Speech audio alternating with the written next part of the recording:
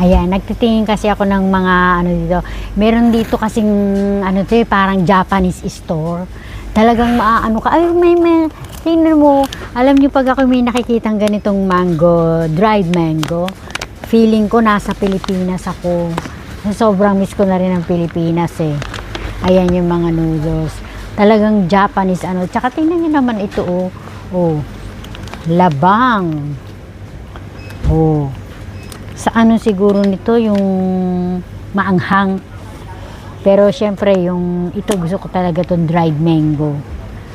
Ang daming paninda rito ng mga Japanese food. Kaya kahit saan ka pumuntang bansa talagang ano na.